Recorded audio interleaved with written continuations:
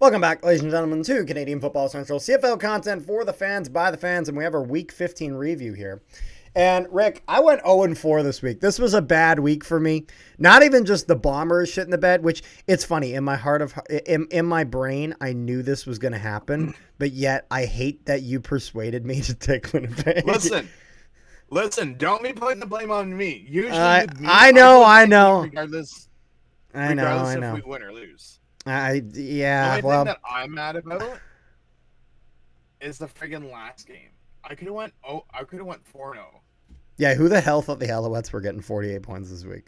But anyways, Bethel Thompson. Apparently he did. Yeah.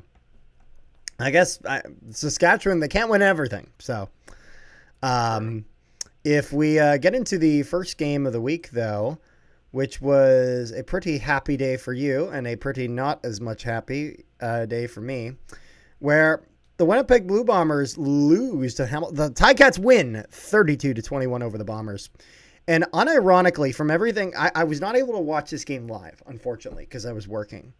But from everything I saw, the Bomber defense actually plays decently well through the majority of this. And it's just... And Brady Oliveira plays well. He gets 116 rushing yards. There's one variable. Chris Stravler. As a short yardage quarterback, he's the guy you want. If it involves him throwing a ball, it's not the guy you want. O'Shea kind of defended him, and I'm not going to lie, for all the things I like O'Shea with, I don't know how I feel about this. I don't know if the Chris Stravler has a great arm is the hill I'm willing to die on, especially since, if you tried Terry Wilson and he was garbage, then fine. But you didn't even try Terry Wilson here. And because Chris Stravler goes 18 for 29, not good, for 241 yards, which, you could go either way on that. 1 touchdown, 2 interceptions, but it's actually worse than that. You want to know why, Rick? Because that touchdown was fucking bullshit. Because the touchdown was now here's the thing. The touchdown was a really good play. Unironically, Jason Hogan called that play perfectly. The Ticats were totally not ready for them to rush the snap, but it's one of those things where Stravler has the benefit that he's throwing to Wheatfall. The Ticats have no idea what was going on, and there's nobody on Wheatfall. Nobody. It's not even like there was a DB and he got beat bad. There was no DB. It was one of those things. It was an impossible to fuck up pass. It's a pass that I could have made. It is a pass that almost anyone who knows how to throw a football even half decent can make. And I'm not trying to downplay it. I'm just saying the credit for that play doesn't go to Chris Stravler. It goes to Jason Hogan for having the awareness to call that play. It was a brilliant play. It was the right time to do it. But I can't put a Chris Stravler on third down when the Ticats aren't ready, throws an open ball to an open Wheatfall, and put that on the same level of Zach Collaros finding Nick Dembski in a corner route in the corner of the end zone, and he catches it with his pinky toe. I can't put that in the same light. So, yeah, this was basically 2 interceptions and no touchdown passes, even though he got one. Here's my thing is, it's not the Stravler throw to Arturian Wilson that pisses me off about that play. It's the fact that 3 people run on for the Ticats, and only 2 people run off. Yeah. If I'm a defensive coach, a positioning coach or something, I'm yelling, call a timeout so that at least you don't get penalized twice. This is a play where you call your timeout. No, that's right. What I would like to know is that first interception, what the F was Stravler looking at? Because, when Peters caught that first interception, he was, standing in front of the guy. Yeah. Yeah. And that's... And then ran it back 40 yards. And that's the problem, is that people will see, Collaros, the amount of the picks that Collaros has thrown, the amount of picks Stravler has gone, and be like, Yeah, well, it's actually not that different. And it's like, okay, but look at what the picks are. If Zach Collaros is throwing a pick, occasionally it's a bad pick. However, more often than not, a lot of Zach Collaros picks that are thrown are he's throwing essentially an arm punt down the field. And then at that point, it's up to the receiver to either win or lose that battle with the DB for possession. The picks that Strevler is throwing, it baffles me. Like some of the picks that I've seen where it was like, I don't know where he's going. And I'm not necessarily being like, I'm not trying to be all high and mighty, like, oh, it's a throw I would have made. I can say that about some things, not like throwing picks, this or that. I'm just saying when you're in the CFL and you're making the money that you are, and you're playing professional football, your main quarterback your first string quarterback goes down, and it's one of those things. Strevler's a guy that's really well liked here. And it's not that I don't like Strevler. It's not that I'm saying Strevler doesn't have a place in this team. He does. It's just, I think we're overextending him a bit. I think his bread and butter is that short yardage. And I think it's good to keep him in that role. The other thing is both interceptions, if I'm not mistaken, were passes to Dembski. I know the first one was for sure. And I think the 7... Are you sure it was a pass to Dembski or was it pass to absolutely no one? No, because it was an attempt, because I remember both of them, him coming off and then Dembski coming off and getting pissed off. Yeah. Going back to what you're saying about the Winnipeg defense. The passing game, yeah, okay, I'll give you that. Your guys' run game, just like our run game, both were trash. Yeah. Because, I mean, you guys... Which, unironically, usually with Winnipeg, it's the other way around. You had like 198 rushing yards. Yeah. And we had like 160. Yeah, Brady Oliveira was great. I mean, he needed to be great. There's no arm, so we needed at least the running game to be doing pretty well. And it's crazy to think that he probably would have done even better if Collaros was playing, in the sense of it would have been even less predictable if they're running the ball. So he probably even gets more yardage if Collaros is playing. Yeah, all in all, this is one of those things where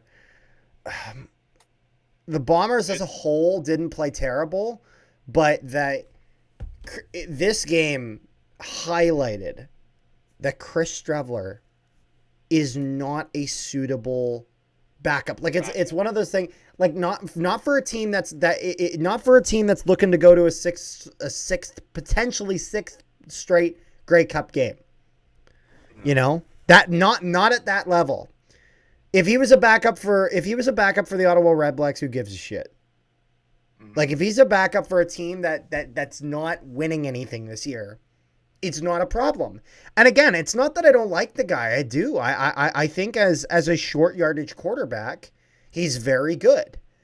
And there's a reason that he's beloved, and he's a guy that's got character. I can't say anything like in terms of his character. I can't say anything bad of Strevler.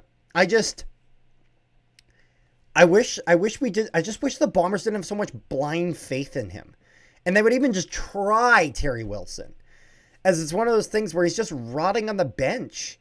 Like, I'm not gonna lie, if I'm Terry Wilson, I'm thinking, seriously, I don't even get an attempt. Like, are we watching the same football game? You know, like. But it is what it is. Do you want to get to the next one, Rick, or do you have anything left? One thing that I wanted to mention before the game, before we go on to the next one. Did you watch the highlights? Yes. Did you see Verisak go down? Our middle linebacker. The one that was laying there like he was dead? I'd have to see that clip again. I can't remember. So basically what it was Verisak went to go sack Strevler.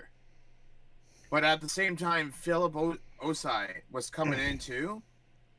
And Verisak hit his head off of Osai, and Yeah. he was just laying there like he looked like he was dead or paralyzed. Yeah. I can tell you, this guy was out golfing on Sunday, so obviously it wasn't that bad. But they brought out the stretcher, they brought out the board and everything for precautionary purposes. Oh, But it's like, jeez. hey, it couldn't have been that bad if the guy's out playing golf. Well, to be fair, some injuries look really, really bad when you first see them, and a guy might get knocked out or roughed up, but the lasting impact isn't as bad. I'll give you a great example from hockey. Everybody remembers Mark Scheifele absolutely exploding Jake Evans. Everyone remembers that hit. Habs fans will hate Scheifele to the day he dies because of it. Even though I don't think it's as bad as they think it is. However, you know what people don't talk about? Jake Evans, that was in game 1 of that series. Jake Evans was already back and on the roster for game 3. And Scheifele got like a 4-game suspension, which is bonkers if you ask me for a first-time offender. Like, what? But anyways, the point is, Jake Evans looks like seriously, Jake Evans looked like roadkill after that play. And then he's back 2 games later, which for that is pretty impressive because you have to think, remember in hockey, 2 games later is like 4 days. You know what I mean? It's not like football where it's 2 full weeks. It's only 4 days later. And he was fine. He was only out like 1 game. So anyways, though, shall we get to the next one, Rick? So in the next game, if your name is not Crum, Addison, or Hardy for the Red Blacks, don't bother showing up. Yeah, as the BC Lions defeat the Ottawa Red Blacks by a score of 38-27, where BC with a very, very strong fourth quarter. Ottawa kind of consistently and they're just never really able to get it going. Dustin Crum was fantastic. Like, honestly, Dustin Crum is seriously looking like, you know, like, I mean, we've talked a lot about how the CFL is a league that's going to lose a lot of quarterbacks in the next 5 years. Guys that are going out. And that means that guys are going to need to be given opportunities. And I'm not going to lie, like Dustin Crum, this is an impressive performance. He led the team in obviously passing yards, 307, 1 touchdown, no interceptions, 30 for 35. And he leads the team in rushing yards with 2 rushing touchdowns. So he throws for 2. He rushes 2 in himself. 58 yards on 9 carries for an average of 6.4. He was great. But he was also sacked 7 times. Yeah, but that's not. But whose fault is that? True. Whose fault is that? But in the end, it still didn't win. Do you think Dustin Crum sat there and just prayed to God that he got sacked? I don't think so. Or did he watch? What am I missing here? The pocket implode in front of him. Because there's no way, unless they got a couple of 2-point converts. I mean, that's quite possible because then the difference would be 4 points. Because I'm trying to see where like the difference of the 11 points are. 7 would be with an extra rushing touchdown because Butler had the running touchdown for BC. Yep. But I'm trying to find out where that extra 4 points come from. So it had to have been an extra point. Oh, yeah. One was a 2-point convert, which means that the other one was... Oh, no, it's for Ottawa. So it had to have been like a 2-point convert twice or something like that. I see. But this starts to make you nervous, my friend. I know it does deep down. Don't lie. What starts to make me nervous? This BC win makes you nervous. Yes and no. Like, what do you mean yes and no? Am I losing sleep over it? Well, you know what it is. Not yet. It's not the worst idea if Winnipeg's the crossover team. Like, I don't know. I'm not losing sleep over it. But I don't know. I'm just kind of. Well, let's just put it this way. It's going to be a very interesting week, to say the least. Oh yeah. Because regardless if Montreal wins or not, Montreal still has the tiebreaker over Toronto. Yep. Edmonton's not beating Hamilton this week over my Winnipeg.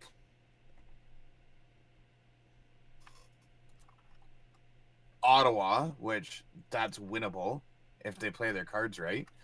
And then the BC game's a toss-up. So, I mean, if Ottawa wins and Winnipeg loses and BC wins, then you guys are in fourth.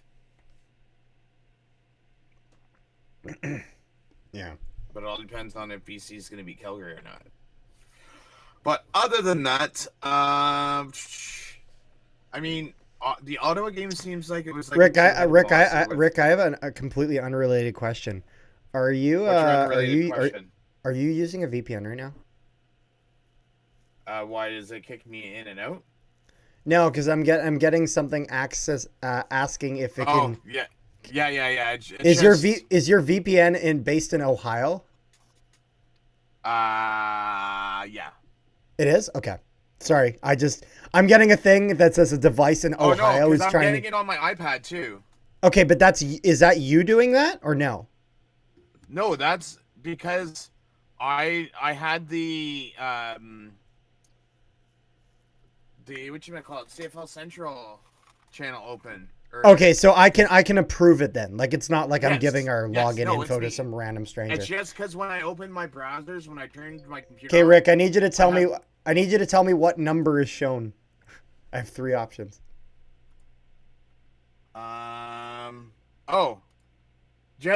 Just hit. Yeah, it's allowed because I closed all the windows. No, but I need to hit one of these. Oh, just hit cancel. Just hit cancel. And it will okay, I'll cancel it. Sorry. I know this was off topic in the middle of a recording. I just was like, I hope we're not getting hacked right now, bud. No, it's me. It's me. Good. It's me. It's the DOGG. That's going in the quote book. That's incredible. Holy shit. Oh my god. You know how I knew that is because today they released more characters for WWE 2K. Oh my 25. God. And it was the Road Dogg and Billy Gunn. And someone played his theme song. I'm like, oh, how classic. Okay, so let me change this then so that you don't get a bunch of notifications. There, I'll close that. Okay.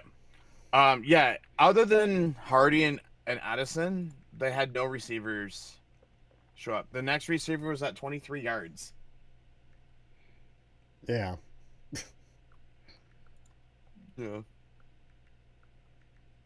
Yeah, no, they that was the Braylon Addison Justin Hardy show for the receiving game. I'm sorry, is it just me or is James Butler just shit the bed this year? Although I will say, he's up there. We were glazing Dustin Crum here. Nathan Rourke plays very well too. 21 for 26, so his completion ratio is excellent. 306 passing yards, 1 touchdown, no interceptions. And it's one of those things where I think this shows why BC, even though they had Vernon Adams, why they stuck with Nathan Rourke. Is the potential of Nathan Rourke is truly immense. You know what I mean? This is a guy who is pretty good right now. He's not perfect. He has his flaws, but he's still like we're talking about a quarterback that they're gonna have for the future, for the foreseeable future, for a while, and he's gonna be very good. Which not a lot of CFL teams can say that about their QBs. You want to know something interesting while you take that drink? Yeah. Is both quarterbacks missed 5 passes each. Yeah. But yet, Crum had a better night than Rourke. Yeah. What are the chances of that? But yet, Crum's team loses. Well, shows that it's not all a one-man show. True.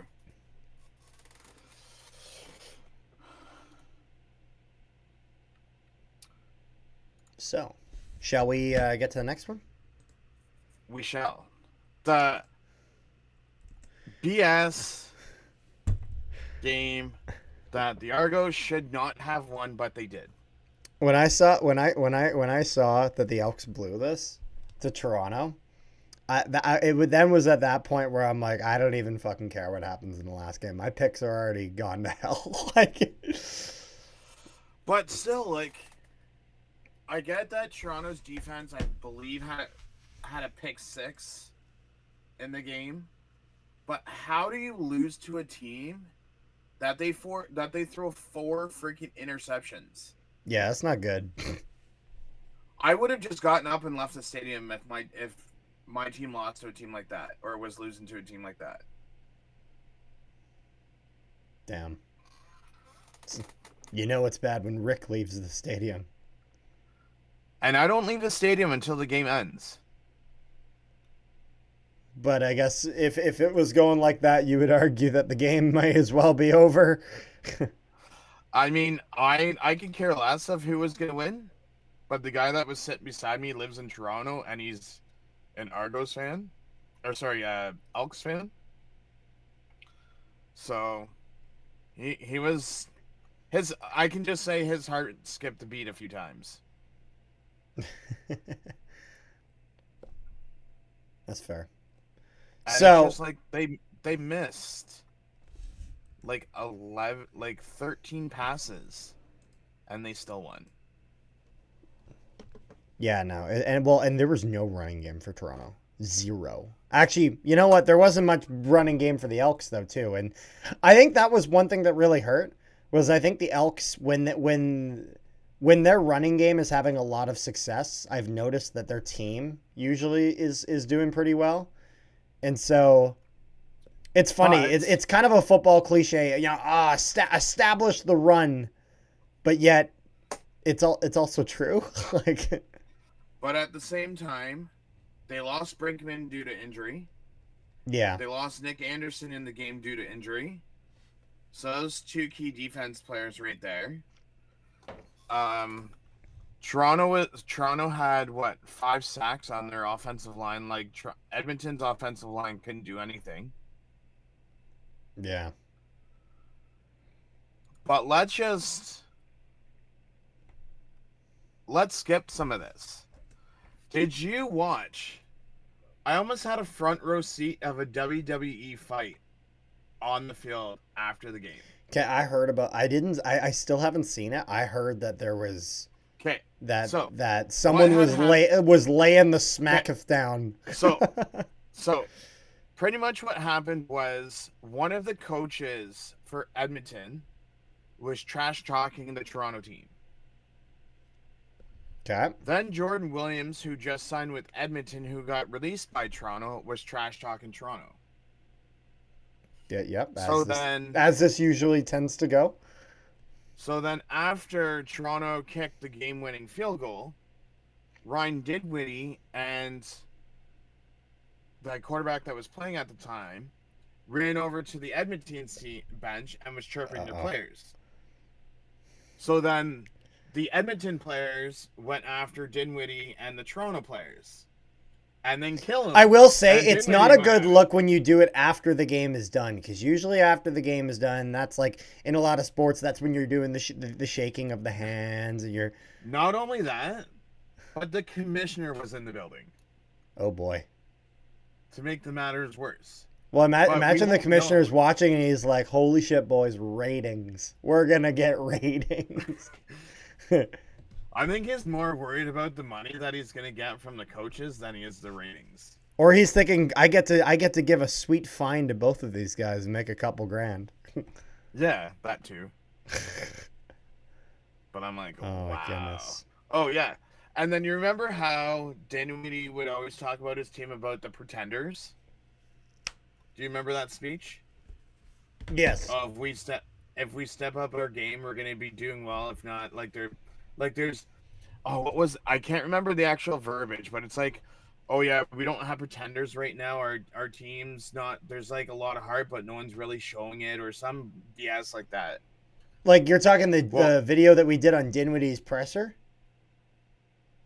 something earlier. He said some heads are gonna roll if this continues. That's what he'd said. So anyway, at the presser this time around, he's like, "Oh yeah, these guys aren't pretenders. They're going to be enjoying their off season soon." And it's like, okay, but they have the same record as you. Yep. The only difference is Toronto's only behind Montreal by 2 points. Yeah, they're blessed that they're playing in the East. But if Toronto loses on Friday, they're behind Montreal by 4. So that's why that game makes that one very interesting.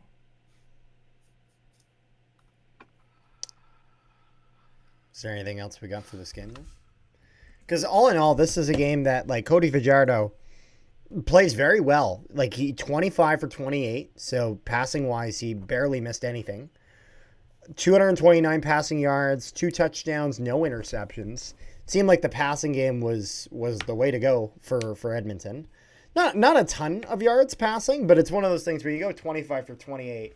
That will be more telling than necessarily number of yards. Nick Arbuckle has a bad game. Although unironically, I say a bad game when he still is about 66%, so not too bad there. He does throw 2 touchdowns. It's those 4 interceptions. That is the kind of the key thing here. Mekhi Polk and Jake Herslow, kind of your 2 guys receiving there. Neither team establishes the run, so there is that. Blanchard as well as Haralahu both play very, very well, with Haralahu having the game winner. And at the end of the day, very, very close game. I thought the Elks would be able to do it, but they just lose by just a smidge to the Toronto Argonauts. Which, should we get to the last game of the week? All I gotta say is, will the real Tyson Philpott please stand up? The guy had 239 freaking receiving yards. Yeah. As the Montreal Alouettes defeat the Saskatchewan Roughriders by a score of 48-31. Okay, Alouettes almost putting up a 50 bomb. Did anyone have that on their bingo card this week? I did not. Did anyone also have McLeod Bethel Thompson throwing 370 yards, 79 yards, 3 touchdowns, and 0 interceptions? So it appears that the Montreal Alouettes have answered your pleas to stop playing James Morgan. And so they do it by... Or who would have thought that Stevie Scott III would have had 125 rushing yards on that defense? There you go. At the end of the day, though, this is what the Alouettes needed. What they also need is they need Davis Alexander to get healthy so they can actually really, because it feels like the majority of the season, for like a large part of the season, the Alouettes haven't been able to play healthy. However, Tyson Philpott was more than healthy for this game. He was thriving. With as long as being a 77-yard reception. Run game goes very well for Montreal. The passing game, it's just the offense was, the Riders couldn't stop shit Apparently, against the Alouettes. It just was a complete defensive collapse. Apparently, from with what I heard, Kerfella Exime, who played his very first game, who's only been a special teams person, was told to guard Tyson Philpott. That's crazy. And firstly, he gave up 2 touchdowns. Okay, firstly, that's a dumb coaching decision if that's the case.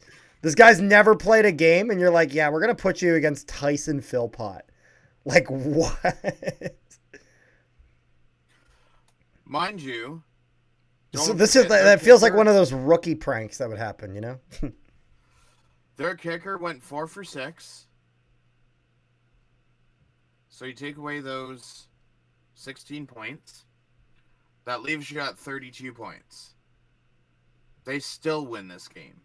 Yeah. Not by much. Yeah, again, the offense of the Alouettes, the Riders were doing nothing to stop it. And so it's one of those things where, though, that this is kind of one of the games that Montreal's kind of needed a game like this because they've kind of been in this weird state of kind of mediocrity in the sense of, and not necessarily because they're a bad team, but they just can't stay healthy. And so, but it's one of those things where just because you're injured doesn't mean that you should be losing every single game. And like, you got to get some wins in there, even if you are injured. Because at the end of the day, football is a game where whether you got your star player injured or not, it's very much the show must go on. So, yeah, if you're the Alouettes, I can't imagine you not being pleased with this. So, is there anything else you got there, Rick? Nope, my friend. No? Okay, well, this a bit of a shorter video, only about 30 minutes, which is usually about half of what this ends up being. One thing I forgot to mention. Yep. If you go on to CFL.ca, because this is going up Thursday, if you go up Friday at 6:30 p.m., you get to watch the CFL Hall of Fame on CFL.ca for free. There you go. So do that. They're ceremonies anyways. Anything else you got there? Well, all I'm going to say is then thank you guys so much for tuning into the video. Make sure you guys leave a like, share the video around, and subscribe if you have not already. And peace, love, and positivity, all you wonderful people at home. We will see you guys next time.